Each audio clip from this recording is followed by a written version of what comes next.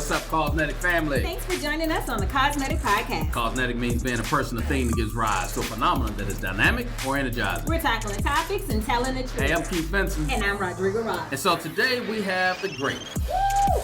We got crowd noise right there. That's my crowd noise. That's the 70,000 voice coming from the Cotton Bowl. 7,012. 7,012. And 12. I like that one. You see what I did there? Big toe, you see what I did there? Hey, we got Mr. Bowlsby, one of the most respected athletic administrators in the nation, y'all. We're so excited. He's commissioner of the Big 12 Conference. Bob, thank you for being here with us today. Woo-hoo. My pleasure. Glad to do it anytime and anything for the YMCA. Yes. All right. Why the YMCA?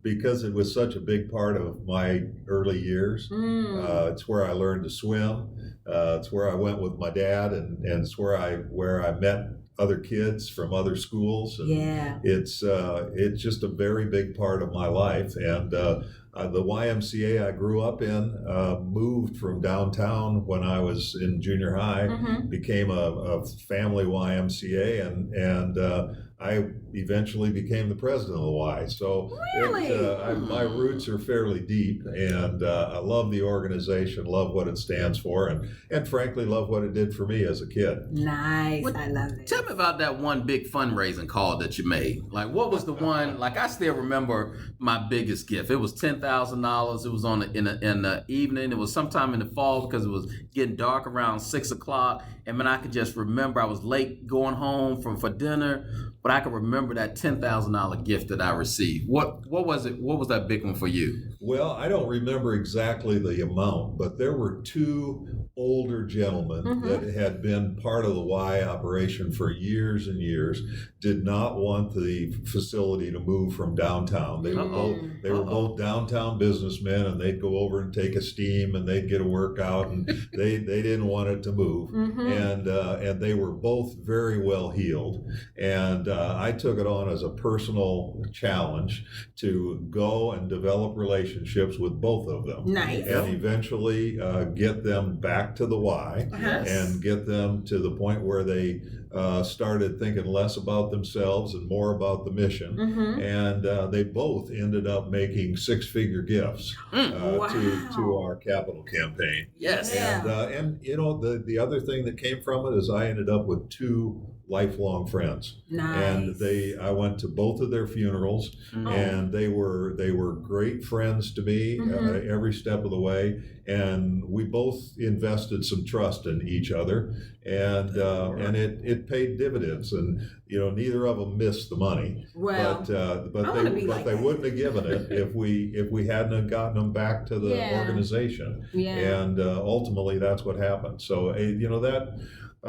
I benefited a lot from that, and I always think of fundraising as friend raising. There you go. Absolutely. And in this case, I got two new friends that were a lot older than me, but ultimately helped me in a lot of different ways. I was the athletic director in Northern Iowa at the time, and they were both influential people in my hometown. Yes. And so I probably got more out of it than I put into it, but the Y was the beneficiary. Awesome. Nice. So, awesome. 10,000, 6 figures. I'm not making comparisons, but I just did. Well, but you understand, Bob said he was athletic. I mean, so he had a little more status. I was just a little measly program director who was trying to take my kids to Baltimore, Maryland. It was, and so people support it. It's amazing what people will support with the YMCA. Absolutely. Well, it's also amazing what you can do when you're not asking for yourself. Right. And so that's a big part of it. But you know, after all, I don't have my own podcast. So, well, Bob, talking about big dogs. I mean, you know, I'm going to take that. I'm going to take that today. And speaking of memories, so, you know, I want to jump in quick, fast, and talk about these wonderful grandkids, right? Let's go ahead and hear the smiles coming straight through the podcast. 10 grandkids. Tell us about grandfather Bob. That's probably very different than father Bob. Well, it is very different. And I know you're learning a little bit about that, but sweet potato. Sweet potato, my baby. And my father, who is not he's dad to me, Papa. is a whole different person. Oh, Like, I don't know Well, who Pop is. You know what they call me? Uh-oh. They call me Papa Dude. Oh, Papa Dude. And Papa I Dude. don't know where that came from. My oldest grandchild Logan, he came up with Papa Dude at some point in And time. it's stuck. And That's now cool. my own kids call me that. Oh. And my wife calls me that. Oh, You know, you got a little swag about That's yourself when you walk well, those. it's a little bit of a cluster, actually. That's great. We'll take it. I'm sure Papa Dude is different than that. Like, what very happens? different. Is there something that literally, like some out of body experience that says, I'm just going to do all the stuff I would not let my kids do? Yeah, I'm gonna well, do that. I let them eat Sour Patch Kids for See? breakfast. See? You know, because I can. I feel seen right now because I live in your world. Me and Sweet Potato, my baby boy. Yeah. But tell me about the special that you guys been doing a family trip to Canada for years. He had an opportunity to take one of the grandkids as well. Yeah, it's developed into a quite a trip. I actually go on two of them, and one of them, my youngest son, who lives here in Dallas, and I started going on when he was 8 years old, and he's 33 now. Oh. And so we've gone a lot of times and have developed some great friends through it.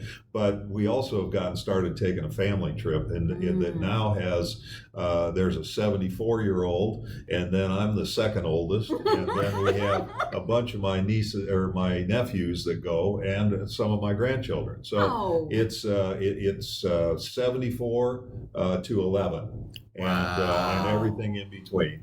And it's just, it's a good opportunity for me to get out of town and maybe have a beer at 8 o'clock in the morning. Maybe so. But I love relaxing and being out on the water, and we're up in the woods, and we fly in, and it's just, we're all kind of angry that COVID has thrown a wrench in the works. But, the border was closed, and we weren't able to get across. And if we did, we might not be able to get back. And so the last 2 years, we haven't been able to go fishing, and I'm missing it. Well, it sounds like, though, because you have gone so many times, you've probably picked up some really useful tips about fishing. So I'm going to tell you about Keith. Keith decided during the pandemic he was going to be a fisherman. I wish he would undecide that, Bob, because he's terrible at it. Do you have some tips for Keith? Well, Bob, help her to understand. To catch a fish. Help her also to understand it's not about catching fish all the time. That's the people who don't catch fish. I am a fisherman, and I am proud to be a fisherman. But I will tell you that whoever said that a fishing pole is a stick with a fish at one end and a fool at the other is exactly correct. And I don't even try and deny that. And it doesn't make sense that you would throw something over the edge and that something would bite on it. And you just but frequently they do. And when they don't, there's other benefits from it.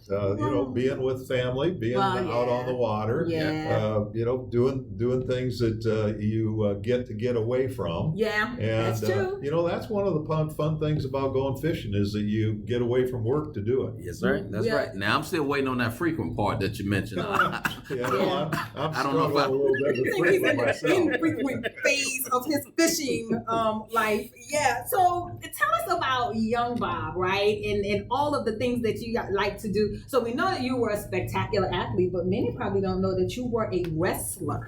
A long time ago, I go into wrestling rooms now, and I can't believe I ever did it.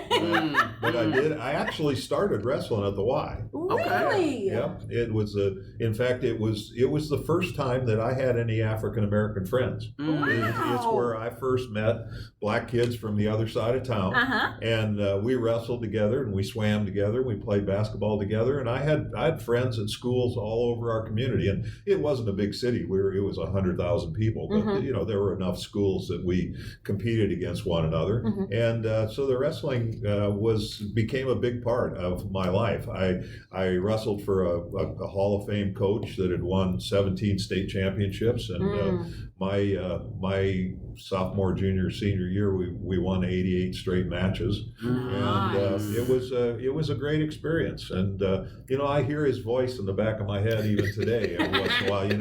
He used to love to say, "Don't take a back seat to that that guy, which meant you're going to ride in the front seat. That's There you go. And, there you go. That's right. And so I hear his voice back there, but wrestling was good to me. I played football and I wrestled and I ran track. I played baseball. Oh, wow. But it was, wrestling was probably what I was best at. You characterized me as a spectacular athlete. Spectacular. I think there are many who would take issue with that characterization. But I am a long ways from my hometown, so the farther you get away, the more the better you got. And you're a fisherman also, so you have stories. Right. They get bigger and bigger as time goes on. And so wrestling's a big part of my life. I did it for 4 years while I was in college. I did it for a little while I was at the University of Iowa in graduate school, and so I think it probably taught me some lifetime lessons, to tell you the truth.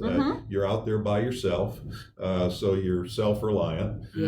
Sometimes you don't win, but you still got to get up the next morning and go do a training run. So it tells you a little bit about resiliency, and it tells you a little bit about accepting defeat and moving ahead. And my one of my dear friends to this day, and he was my wrestling coach at the University of Iowa when I was there, is Dan Gable, who is one of the best of all times. He also learned to wrestle at the YMCA in Waterloo, and we went to the same high school. He won an Olympic gold medal and won 9 national championships in a row when he was the coach at the University of Iowa. And so we share some of those backgrounds in our hometown, and there were lots of good wrestlers there. It was a great place to grow up. I had a wonderful kind of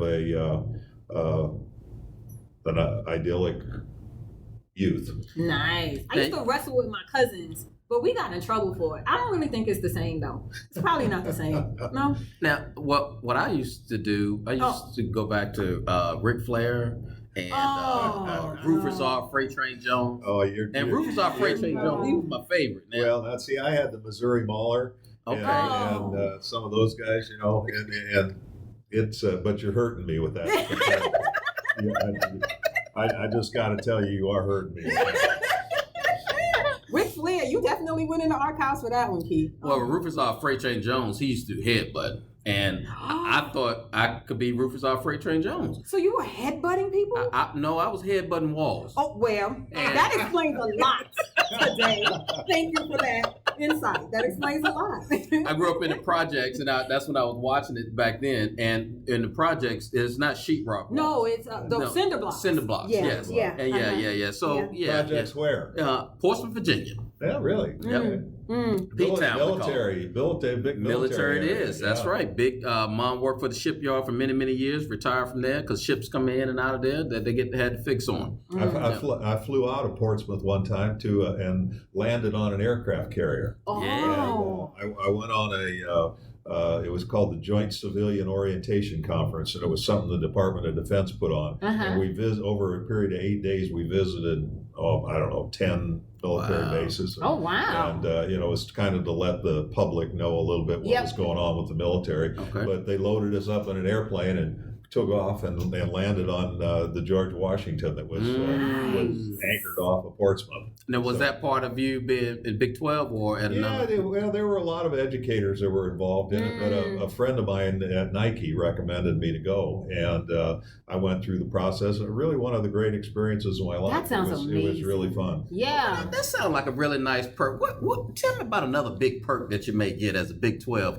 commissioner. Well, they've told me that they'd like me on campus a lot, so in order to get that done, they gave me some private air transportation. Oh man! I can go out and get on. Now I don't abuse it, but like on game day Saturdays, I go to 3 different games a lot of times where I'll go and see the 11 o'clock game. I'll get there at 9:30 and talk to the officials and talk to the head coaches and visit with the athletic directors and the presidents. And then by middle of the second quarter or so, I'll head for the airport and I'll go to another one. I'll go to a 2:30 or 3:30 game, and then do the same thing, and then hit an evening game. And well, I tell you what, if you ever need a traveling buddy, just give me a call. You know what? I take people along with me. Well, I tell you what, you could just call me in 3 minutes and I'll be over here across town. Pajamas and all. No, I'm not busy today, Bob. Keith, what have you ever gotten? You didn't get me on any aircraft carriers. I don't get a private plane. Like, you gotta step your game up, Keith. I do. I apologize. Okay, thank you. Now, you were back when you got started with the Y. You're swimming. Tell us about swimming back then. My kids. This is gonna be so excellent. They are appalled when I tell them that I used to go to the Y and that I learned to swim. Well, and it wasn't just at the Y. Mm-hmm. When I took swimming class in junior high, we sat. I remember sitting on those cold tiles, in there, and George Costanza talked about shrinkage. I'm going to guess. I'm not sure, but I'm pretty sure we had shrinkage. And it was the same at the Y. But I tell the kids about, they'd say, well, who was swimming with you? A bunch of other kids? And I said, no, people of all ages. At that time, it was all men, and we would shower and we'd go in swimming. And I never thought anything about it. I was just doing what the crowd is doing. Yeah, no, I was doing what the crowd is doing. And but indeed, my kids, they gape with open mouths when I tell them the story. And they said they would get arrested for doing that. Yeah, times have changed. Times have changed. But it was just and I think it was partly the organization. Because the people that were there were good Christian people and were trying to do the right thing, and they you just didn't. I don't think my dad gave it a second thought that I was downstairs swimming with other adults while he was up playing basketball. Mm-mm. Right. No. Now, he had clothes on. That's good to know. But in the pool, that wasn't the way it was. But as far as I know, it was that way in the YMCA movement. Across the country, everywhere. Movement. Show enough. That's funny. And from then to now, speaking of things changing, there's some changes on the horizon looming for the Big 12. So we got change. That's for sure. We got people coming. We got people going, and we're almost going to have to color code our agendas from now, because we're going to have some meetings with the 8 remaining members, continuing members. We're going to have the 10 that we got now, and then we're eventually going to have 14. And then when Texas and OU leave, we're going to have 12 again. Oh. We've been numerically challenged all these years. We're the Big 12, but we only had 10, and the Big 10 had 14. So, it just proves we can't count. Well, that part. I mean, so how are you navigating all of this change, all of this shift, being surprised at the exodus of 2 of the teams? Like, what is it like being you these days? Well, you don't get to pick your controversy. Yeah, you don't get to pick your challenges. That's true. It's whether it's COVID or something else. I mean, we went through a long couple of years, and we all did, and we were kind of thinking we were getting out the back on it, and then all of a sudden this rumor drops that they're going to be leaving, and you never know if it's accurate or not, and you don't know what to make of it. I got on the phone as quick as I could. I'm mostly the direct type, and so I called the 2 presidents and called the 2 athletic directors and said, what's up? And called the commissioner of the SEC and asked him what's up. And I got voicemail. Of course. That's Bob. We don't have that. So it took a little while, but eventually, we communicated, and the thing we haven't gotten is much indication of why. And but if you want to do something or you don't want to do something, then one excuse is as good as another. And so it took a while to get over the personal sense of betrayal, but you have to get past that. There's no future in bitterness. So we worked with the board, and they authorized me to go out and start talking to some other schools. And I only talked to those who had reached out to us. So it was, it was an interesting couple of months, and it continues to be. And with all the turmoil and all the COVID and all the changes in our society, we're still playing football games on Saturday, and the athletics enterprise has proven over a long period of time to be pretty resilient. A lot of things change, but they also stay the same, and we get together and we play games on Saturday or whenever, and so that's what we're doing. Nice. But I would be less than honest if I didn't say it was taxing. Right. So what is, a lot of times when things like this come up, I mean, you got a Texas OU, they leave. What was the silver lining in that, though? I mean, what was the good that came out of that? What was freed up now that you can explore more now?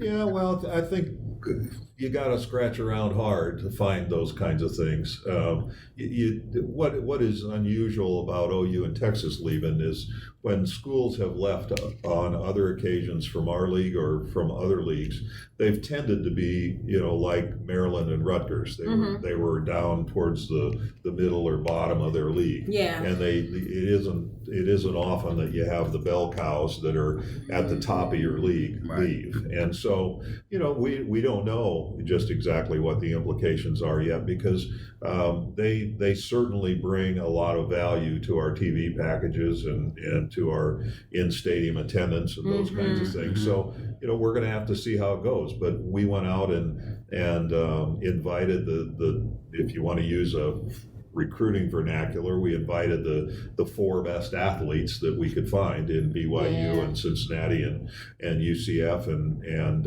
Houston. And, I think they all have enormous top end. And if there's a silver lining, it's probably that we don't have to tiptoe around Oklahoma and Texas like we have for years and years. But, you don't lose big national brands like that without having some damage. And so we're still doing damage assessment. Gotcha.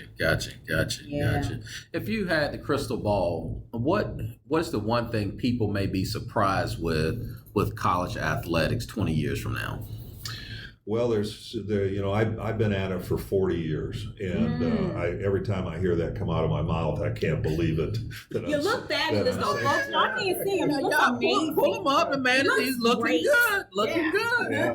Well, it's I appreciate that comment, but I question your vision.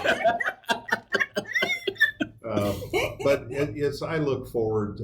I think the time is right for name, image, and likeness to come in and have student athletes be able to profit from some things that are uniquely theirs. Just like your name, image, and likeness is yours, and mine is mine, and we don't all know how to activate around it. We don't all have lots of followers. We don't, sometimes have the business savvy to do what needs to be done. But to the extent kids do, and to the extent we can do it without it being an inducement as to where you go to school and where you might transfer and those kinds of things, you kind of need to separate the athletic life from the name, image, and likeness life. But it's an example of a place where you have to evolve. There was a time when that wasn't permissible, and you'd have compliance people on campus following you around to see if you were getting benefits that you weren't entitled to.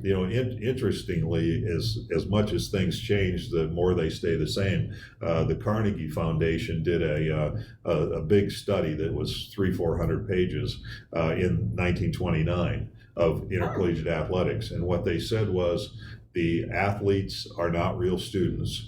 The coaches make too much money, and the presidents need to get control of the enterprise. Now, does that sound vaguely familiar? That's kind of what we're hearing today. And so there have been lots of changes since then, and in those days there weren't even scholarships at that time. And so we evolve and we change, but we still play games on Saturday, and that's a good thing. Man, I will get everything to go back and have name, image, and likeness back in my here comes an old story. Well, sometimes we got to reminisce, to go back. Keep us useful every once in a while. Well, okay, go ahead and dig in there. Well, I would have been the businessman of the group. I played more of a reserve role, but I would have been the businessman to somebody on the team. Oh, so you would have been making money off their likeness. Hey, is what I keep saying. But that's the position I think athletes are in. Well, I mean, everybody is not going to have 1 million followers, but there's going to be the brainiac on the team that's like, let me capitalize. You're trying to imply you were the brainiac on the team, the same dude that was headbutting concrete walls. You're a long ways from Portsmouth too, so right. The story gets bigger, brother. You can be a brainiac if you want to. Right, same guy that was headbutting concrete walls was the brainiac on the football team. That's a good call. We're gonna move right along from that. That sounds like a brainiac. All day long. Absolutely. Oh, y'all are killing me. Y'all are killing me. So what's next for you, Bob? You're gonna I have no doubt you're gonna get the Big 12 through this next evolution and this next phase. But what you're looking forward to in the future with all of those grandkids and being, Papa a dude these days, and what's next? I don't know. I don't think I probably have another move in me. No. And I've had a few opportunities, but I like what I'm doing, and as I said earlier, you don't get to pick your controversies and your challenges, and so. I'm not sure that I would have wished for this circumstance I find myself in, but my sense of loyalty more than anything else keeps me working with the 8 continuing members and doing what's necessary for them, and I. That's not to suggest I am that important to the future of the league, but I don't think our schools need disruption right now. Right. They don't need the disruption of a new commissioner coming in. And so, I'll likely be looking for an opportunity to retire. I'm 70 in January, and so, that's, I actually thought for years that when I got to be 59 and a half and I was eligible to retire, that was it. I was out of here. Well, now, I used to think 70 was old. I don't think so. Well, it's the new 50. Let's just, Yeah, well, try and settle out. It's the new 50. Yeah, let me tell you, I'd go back to the old 50 in a heartbeat. I've started to have stuff falling apart. Things making noises. I remember the old Bill Cosby record where he said at one point I'm getting old. I'm starting to make my father's noise. And I get up in the morning. You can't sneak through the house anymore. Your bones popping. Start to make my father's noise. Man, that's hilarious, kids. You can't sneak around anymore because stuff is making noise. I got a couple of days before I get there, Bob. But I feel like it's cranking up already. Man, we got Downset Hut with Bob Bowlsby, the commissioner of the Big 12 Conference. This is an amazing conversation that we're having. What is the one leadership tip that you would share with our listeners? Yeah. I think generally that leadership is lonely. I think the hardest decisions I have to make are the ones that are perhaps the most needy of leadership. And those are ones you ponder and you can talk with people about it. You can pray for it. You can soul search. But in the end, you have to get comfortable with it if you can. And the hardest decisions I've ever made were ones that I was still uncertain about after I made them. Yeah. I think about coaching decisions or a major hire of some sort, and those are difficult things. But when my dad used to say, you have to live your life above the circumstances, and I've thought about that a lot over the last couple of months because the bullets were flying, and it's you have to sit back and take a deep breath and just recenter yourself and recognize that I'm in a highly visible, highly compensated environment with lots of politics involved. Yeah. And if I let my blood pressure go with the ebbs and flow of the business, you don't make good decisions. 2, it's not healthy. Yeah. And 3, you just are going to be a lot happier if you can kind of look at it from above and not get caught too much in the weeds. And so I think leadership is lonely, and you're not leading unless people are following you. Right. But in the end, the hardest decisions you make are not the ones where you can sit down with the senior staff and come to closure on it. You go someplace on your own and do some soul searching. And so, I think it's important that you are ready for that as a leader. Right. The loneliness and the self-reliance. And that goes right back to what I said about being out on a wrestling mat all by yourself. If you don't do it, nobody's going to do it. Right. There's no teammates to call in. Sometimes. That's right. Can't run back to the corner and tag your partner. Well, in your wrestling, you can.